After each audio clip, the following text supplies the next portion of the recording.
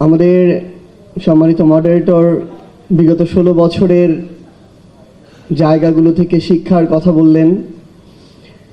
আমরা কয়েকটি ঘটনা এবং পরিসংখ্যানের মধ্য দিয়ে এই বিগত 16 বছরে ফ্যাসিস্ট আওয়ামী লীগ সরকার কিভাবে বাংলাদেশটাকে একটা লুটের রাজ্যে পরিণত করেছিল আমরা সেগুলো যদি একটু লক্ষ্য করি।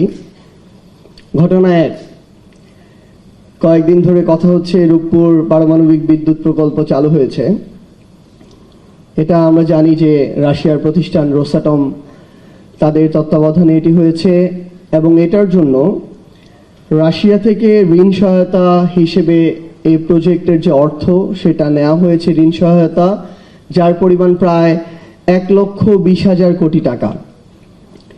এবং ইউএস ভিত্তিক ওয়েবসাইট গ্লোবাল ডিফেন্স কর্প তারা তাদের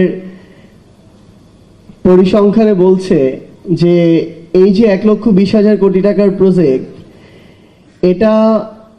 এই প্রজেক্টটা করতে টিউলিপ সিদ্দিকীকে সামনে রেখে, একজন নেগোশিয়েটর হিসেবে রেখে, টিউলিপ সিদ্দিকী, শেখ রেহানা, সজীব ওয়াজেদ জয় এবং শেখ হাসিনা এই সিন্ডিকেট শুধু একটা প্রজেক্ট থেকে 50,000 কোটি টাকা কমিশন নিয়েছে, যেগুলো মালয়েশিয়ার বিভিন্ন ব্যাংকের মাধ্যমে বিদেশে বিভিন্নভাবে পাচার করে নেওয়া হয়েছে। এইভাবে বাংলাদেশে বিগত 16 বছরে আমরা দেখেছি মেগা প্রজেক্টের নামে মেগা ডাকাতি হয়েছে এবং এগুলোর মধ্য দিয়ে দিন শেষে আমাদের যে প্রয়োজনীয় যে মেগা প্রজেক্টগুলো ছিল সেগুলোকেও দীর্ঘমেয়াদে বাংলাদেশের মানুষের উপরে, দেশের উপর একটা বোঝা হিসেবে অবতারণ করা হয়েছে। ঘটনা দুই, আমরা আদানি নিয়ে একটা বিশাল আলোচনা আমরা দেখেছি কিছুদিন আগে, কয়েক বছর আগে, যাকে নরেন্দ্র মোদীর কেশিয়ার বলা হয়। তো আমরা দেখলাম যে আদানির সাথে বাংলাদেশের একটা চুক্তি হলো। ভারতের বিখ্যাত সাংবাদিক পরাঞ্জয় গুহ ঠাকুরতা তিনি তার একটা লেখায় বলছেন যে এই যে চুক্তিটা হলো বাংলাদেশের সাথে আদানির, এটা যতটা না বাংলাদেশের জন্য অতি জরুরি, তার চেয়ে বেশি হচ্ছে মোদিকে খুশি করার চুক্তি, এবং তার চেয়ে বেশি হচ্ছে শেখ হাসিনা বাংলাদেশের ক্ষমতায় টিকে থাকবে, এই টিকে থাকার ফিটা আদানির মাধ্যমে মোদিকে পাঠানো হতো, যেটার আরেকটা নাম ছিল ক্যাপাসিটি চার্জ।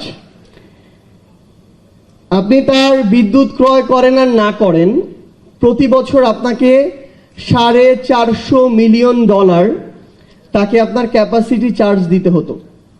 এবং তার চেয়ে বড় দুঃখজনক হলেও সত্য যে এটা যখন নীতি বহির্ভূত হচ্ছিল তখন শুধুমাত্র ওই চুক্তিটা করার জন্য নীতিটার পর্যন্ত পরিবর্তন করা হয়।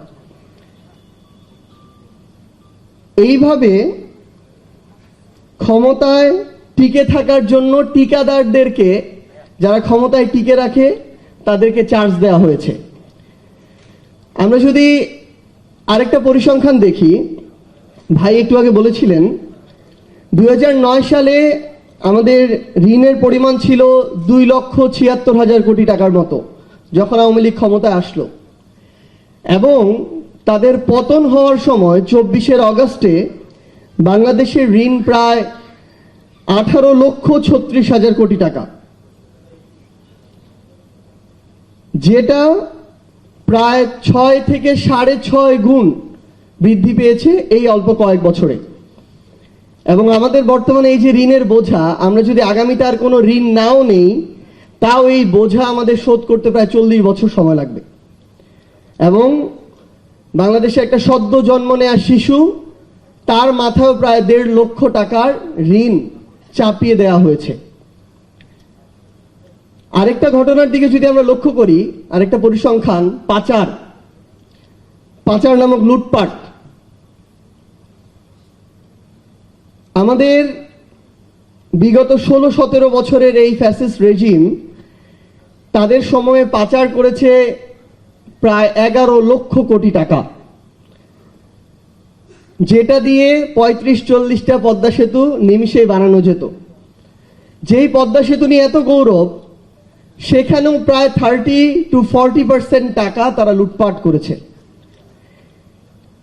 আমরা দেখলাম সেই শেখ হাসিনা গর্বের সাথে নির্লজ্জভাবে বলছে যে তার পিয়নেরই প্রায় 400 কোটি টাকা আছে। অর্থাৎ একজন পিয়ন কতটা লুটপাট করলে সে 400 কোটি টাকার মালিক হতে পারে। তাদের ভূমিমন্ত্রী সাইফুজ্জামান, তার শুধু লন্ডনে বাড়ি ছিল 360টা। মানে আমি শুধু এই কথাটা বলি যে তার শরীরে হাড় 206টা, মৃত্যুর পর এক একটা হাড়কে, তার এক একটা বাড়িকে যদি এক একটা কবর মনে করে এক এক জায়গায় রাখা হয়, তাও অনেক বাড়ি বেঁচে যাবে। তো বাড়ি খেকো এরকম অসংখ্য তাদের মন্ত্রী ছিল, যেখানে এই এক মন্ত্রী সাইফুজ্জামানই প্রায় 10,000 কোটি টাকা পাচার করেছে। আপনি দেখবেন ভাইরা বলেছেন ব্যাংকিং খাত নিয়ে যে এক সালমান এফ রহমান প্রায় 7টা ব্যাংক থেকে 36,000 কোটি টাকা লুটপাট করেছে। এবং শেখ হাসিনার পরে 3-4টা মানুষ মিলে শেখ হাসিনার 3-4টা হাত হিসেবে পুরো বাংলাদেশকে এভাবে নিয়ন্ত্রণ করত, লুটপাট করত। তো আমরা যেটা এখন হয়েছে, বর্তমান সরকার থেকে শুরু করে টকশো টেবিল প্রত্যেকটা জায়গায় সমালোচনা এখন বিএনপির জায়গা থেকে যখন আমরা শুনি, তখন অন্তর্বর্তীকালীন সরকারের সবচেয়ে বেশি শুনি এবং সেখানে সমন্বয়কদেরকে টেনে নিয়ে আসা হয়।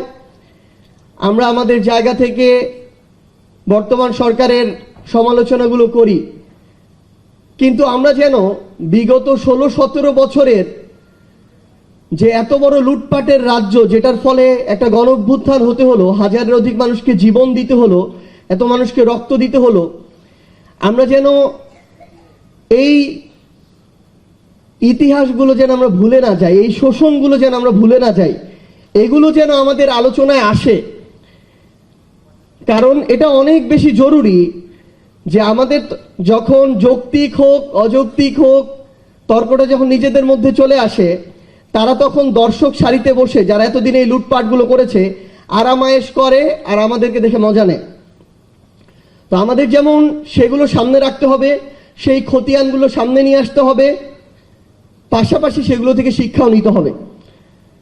আমরা আহ্বান করব আমাদের জায়গা থেকে, জাতীয় নাগরিক পার্টি এনসিপির পক্ষ থেকে, বর্তমানে সরকারি বিএনপি রয়েছে, তাদের সংখ্যাগরিষ্ঠতা তাদের পথ সম্পর্কে আমাদেরকে বিব্রত করছে, বাংলাদেশের মানুষকে বিব্রত করছে।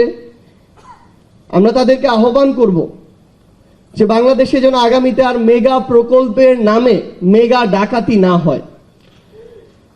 বাংলাদেশে যেন আপনারা কিংবা অন্য যে কেউ ক্ষমতায় টিকে থাকার জন্য কোনো ঠিকাদারকে যেন কোনো ধরনের ক্যাপাসিটি চার্জ দিতে না হয়। বাংলাদেশে যেন ঋণ খেলাপি নামক ব্যবসা আর শুরু না হয়। বাংলাদেশে যেন পাচার নামক লুটপাট আর না হয়।